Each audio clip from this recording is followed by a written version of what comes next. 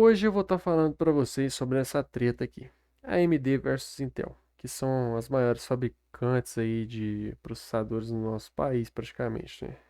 É o que domina o mercado. Qual que você deve escolher?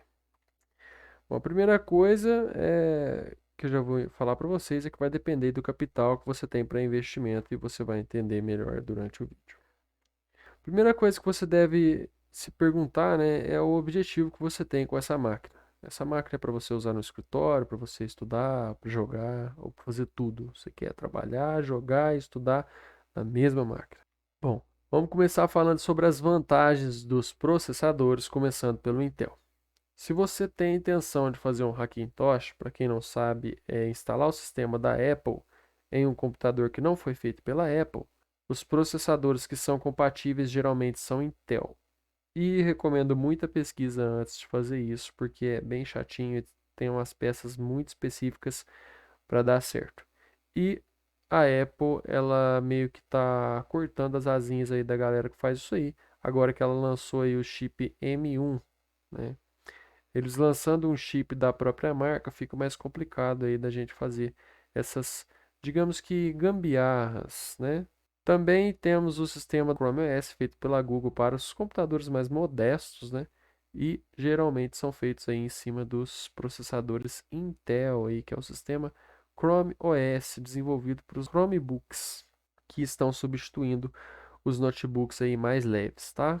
As vantagens da AMD se resumem em gráficos integrados, quando a AMD escolhe colocar gráficos integrados no processador. Geralmente, ao comparar com Intel do mesmo nível, eles saem na frente, eles levam vantagens. Os gráficos da Intel, quando tem, é só para dar vídeo mesmo, para aparecer a imagem no seu computador. Porque quando não tem, em qualquer uma das marcas, nem aparece a imagem, você tem que ter uma placa de vídeo. Só que a Intel, como eu já disse, faz só para aparecer a imagem mesmo, um negócio bem básico.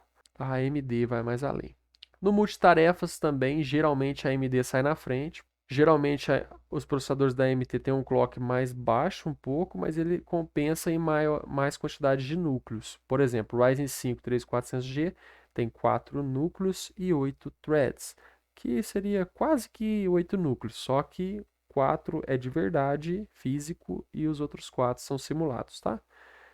Geralmente os processadores da AMD têm um custo-benefício melhor. Eles meio que já oferecem. Vou explicar a grosso modo, não é bem assim, mas só para entender. Eles te dão um processador e uma placa de vídeo pelo preço de um processador. É mais ou menos isso, né? Porque o gráfico integrado deles realmente são muito bons e substituem umas placas de vídeo mais inferior. Umas placas de vídeo aí que antigamente era R$ 400, que hoje está 1.000, 1.200, sabe? Então, no cenário de hoje, né, durante a pandemia, estou gravando esse vídeo em abril de 2021, no cenário de hoje, isso é uma vantagem muito grande que a AMD tem, de fazer os gráficos integrados bem feitos.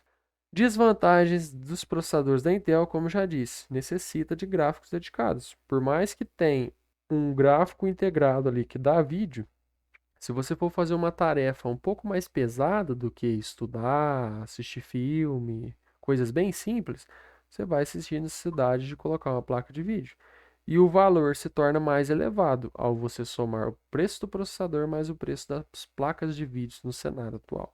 Desvantagens dos processadores da AMD, né, como eu disse no início do vídeo, é a incompatibilidade com Hackintosh ou Chrome OS e necessita, né, de trabalhar em Dual Channel.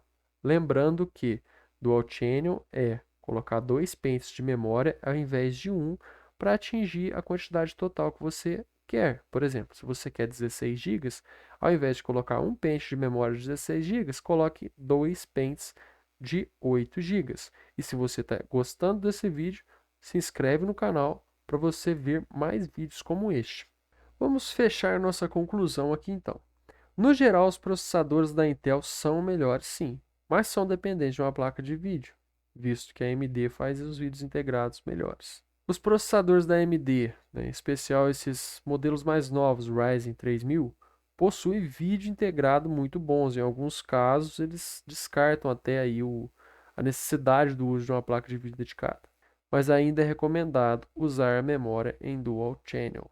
Tanto o Intel quanto a AMD vai funcionar melhor com a memória em Dual Channel, mas isso se faz mais necessário ainda nos processadores da AMD, porque ela consegue trabalhar melhor a sua APU, seu gráfico integrado, com a memória em Dual Channel.